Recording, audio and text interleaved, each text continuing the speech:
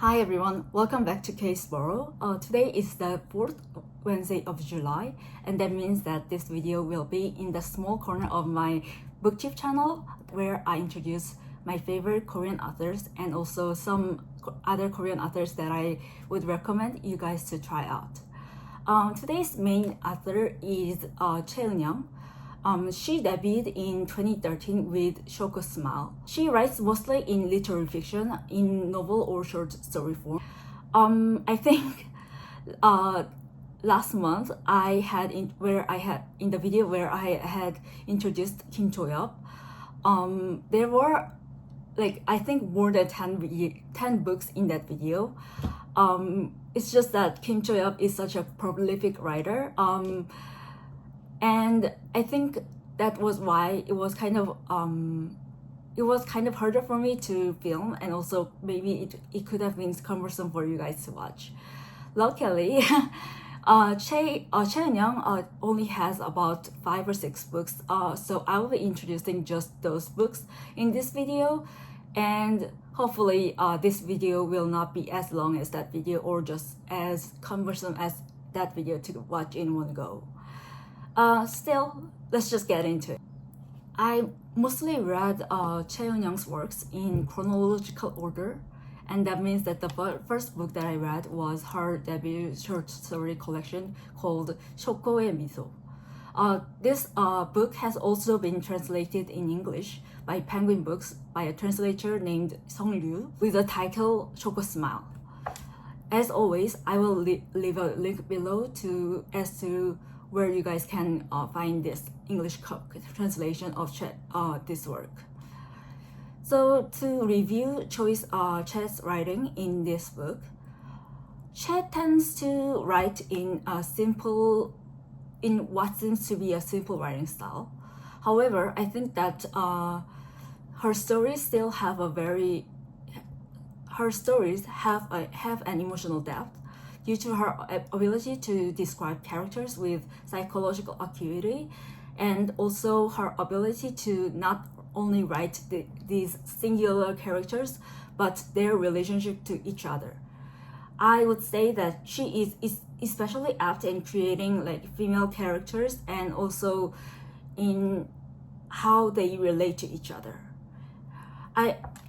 I particularly enjoyed the first book, the titular story in this short story collection, so Shoko Smile. So in this story, a Japanese girl stays in the main character, who is a Korean, in the house of the main character during a language exchange program that she does in high school. And the story goes on to follow the two girls' relationship until they reach their 30s. I think I really like this short story because I think it displayed all of Choi's best abilities to create characters and also their relationship to each other. I also think that the book gently reminds the reader of the existence of others whom we cannot completely understand, but still can be a consolation to us, in that the world is larger than ourselves and perhaps more forgivable than ourselves. The second book that I read was also another book that was translated into English, 그 여름, or The Summer. This book was translated by Jamie Chung, and it is available in English in a dual text with parallel Korean and English text of this short story. And the version I read also contained the writer's notes and 2 pieces of criticism on the story that really deepened my experience of the book as well. So The Summer is a short story telling the story of Lee-kyung and Sui's young peer love. And the narrator is older Lee-kyung, who is recounting what was for her experience of first love. I think here in this story, Choi retains her simple writing style as well as her ability to create emotionally true characters. However, I think in this book, by structuring the structuring the narrator Young to have some temporal distance from the Young that is the main character in this story, that is experiencing the story firsthand. The book is structured in a way to best display the theme of self-discovery and widening of one's world through intimacy with another person, present in this universal, well, yet specific experience of first love in this story. Next, I read 애쓰지 않아도, or I guess like it could be translated in the title could be translated as Without Trying. This is a collection of very short stories by Choi and by Choi Eun Young. I'm not sure if you guys can hear. The sky is kind of rumbling because we're having a rainy season here in Korea. But to get back to Without Trying, or 애쓰지 않아도, so because this book was a collection of very short stories, it kind of felt like an idea bank or theme bank for Che. So in this story, so it kind of felt like Che was kind of exploring the themes that she wanted to explore in her literature, or themes that had already been common in her works. So one example of this came in one example of this could be seen in this story called 우리가 그네를 타며 나눴던 말, or I guess it could be translated as what we said as we were riding swings. Here, Choi is portraying her literary utopia, and I think she is also kind of exploring why she writes such literature. The quote, as I have translated it, is like this. It is not that there is no pain here, but the pain in this world is generated through the sensation that others exist. It is the inevitable pain from hearing another being's stories, so that you know that the other is alive, that the other shines as themselves, beautiful others, the other that in our world may have already been destroyed. As you probably can see clearly here through her explanation of what is her literary utopia, Che is also exploring some themes that were present in short story collections, other short story collections like Choco Smile. For example, the existence of others and how that can be like a consolation or proof that the world is really bigger than what we can imagine. In reading this book, it also became clear that Che is interested in exploring people that are not strong but like glass, kind of vulnerable but as glass, more transparent in that sense and more true in that sense. I will finish introducing this book with two quotes from two different stories. So the first quote is from 숲의 끝, or at the end of the forest. Honesty is also an attitude that only the strong can have. If I were a farmer, I would have told you, looking at your eyes, Tio, you are the first friend I have loved in my whole life. But I am weak, and it hurts to lose you. I hate and I'm embarrassed by the fact that I am alone. I am here alone due to my lack of ability and strength. The first quote reminded me of a quote from a short story in actually Choi's debut collection, Choco Smile, called Xin Chao, which is a Vietnamese greetings. Where in this story, a character describes another as a person that hurts on behalf of people that cannot even hurt for themselves. So as I said, I think that the stories in 애쓰지 않아도, or Without Trying, were kind of showed Choi exploring her common literary themes in a very diverse set of stories. The next book that I had read was the only novel that Choi has yet published. Although I was wondering why she was so reticent in writing in novel form, just because I really love this book, and I think she is really competent in creating a longer story. This novel has a paradoxical title. It is called 밝은 밤, or translated, it is called Bright Night. So how can night be bright? I think the paradox has kind of two meanings in this story. So the first is like kind of referring to the setting of this novel. This novel is mostly set in summer nights. So like, you know how in summer the day gets longer and longer, so that it might be 8 p.m. or 7 p.m. but the sun is still up, so the night is pretty bright still. So I think the first meaning of this paradoxical title is referring to that setting.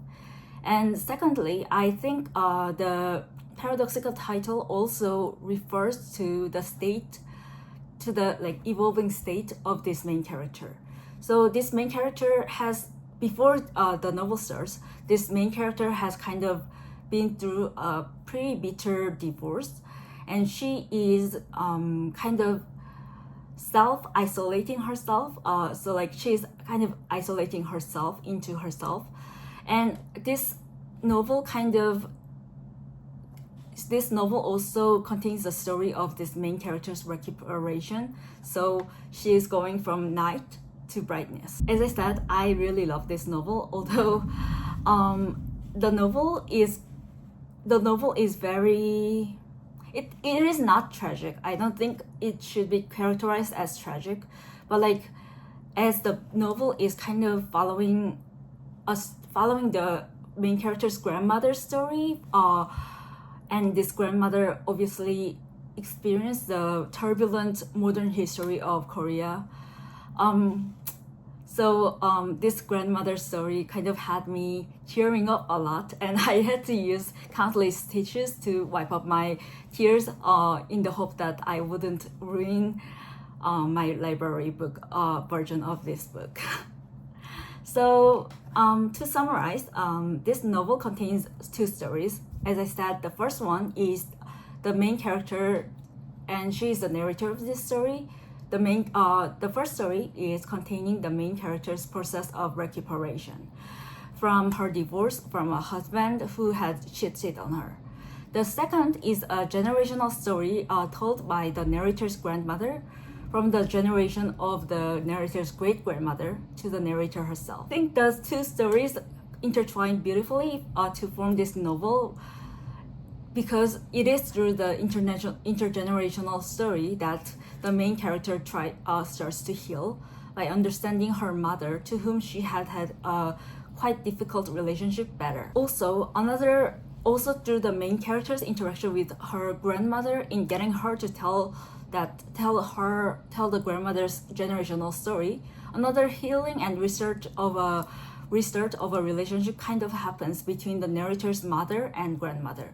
Aside from the story itself, the characters, especially those within the grandmother's storytelling, were really vividly drawn, and I think that vividness is part of the reason why I was crying my eyes out when I was reading the grandmother's story. And I think in this novel, Choi just retains all of her strengths, her easy to read writing style, and her psychological insight in creating characters and the characters' relationship to each other. The fifth book that I read was another short story collection called 아주 희미한 빛으로도, or even by the slightest of light. I felt that this book has not yet been translated, but this was the first book that I read by Choi Eun Young, and this obviously was the book that made me kind of fall in love with Choi's style and had me kind of going through her other works, including her other works like Bright Night, 밝은 밤. And I really love the stories in this short collection. I would say that the stories within this collection tend to be more mature than her stories in her older short story collection. Part of it might be that the characters in these stories are kind of older than the characters, especially those in Choco's Smile. So to kind of introduce each of the story very briefly, the first two stories I felt were very sharp. The titular story of Even by the Slightest of Light, or 희미한 빛으로도, contained choice ponderings on how to write, and these meta themes kind of really worked with the story. It was a very quiet story between the narrator, who is kind of an older college student, and her professor, her English literature professor. I felt that this story kind of explored the two characters' relationship very quietly and subtly, in a way that seemed kind of more mature than the two characters, the way Choi explored the two characters' relationship in Choco's Smile. And also, I think the meta themes of like Choi exploring how to write was also quite effectively done because the author kind of kept a newer distance between the newer distance by putting the thoughts on writing on the professor, on the English literature professor, rather than the narrator, the main character herself. And then there are three stories that contain themes of family relations, especially kind of difficult family relations. They are called Return Letter, Sewing, or To My Aunt. They were also very emotionally affecting. In the stories, Choi kind of manages to pierce the heart of difficult family relations, and family relations where violence might exist in whatever form, and how characters are kind of destroyed in that family relations, but also how healing can also happen, because life is long, and anything can happen. In the last story of the collection, Disappearing, Not Disappearing, Choi also explores kind of a difficult family relation, and she asks, without looking away from the scars caused by such relations, whether moments of love therefore lose meaning if the end inevitably leads to pain due to the irresolution of the relationship. So basically, even if love existed in this relationship, if the end was a disaster and terrible, or even violent, where does the love go away? And I think Choi explored this theme very well in the three stories explained earlier, and also the last story, Disappearing, Not Disappearing. Finally, the last book that I read for this project was 백지 앞에서, or In Front of a Blank Paper. And this is her Choi's most recent work, and this is a collection of personal essays. And in the nature of personal essays, Choi writes quite personally, and she kind of finds her way to vulnerability, although she kind of reveals in her introduction to this collection that she kind of had fear and pain in finding her way to herself. Some of these essays contain Choi's reflections on her personal life and pain that she had in it. Some of the other essays contain Choi's thoughts on Korean society, politics, and several historical and contemporary tragedies and disasters that had happened recently. I really love this essay collection. It is just that although Choi writes, as I said, in a really simple writing style that is quite easy to read, I think that her prose can be quite beautiful, and that really shined in this collection.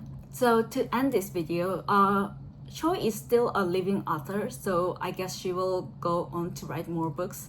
And I assume that I will continue to follow her career because I have loved most of the books that she has written in the past. I do recommend her works to readers who want a bit more warmth and consideration in their lives in the form of beautiful prose. I hope you guys enjoyed this video and come back next week. Bye!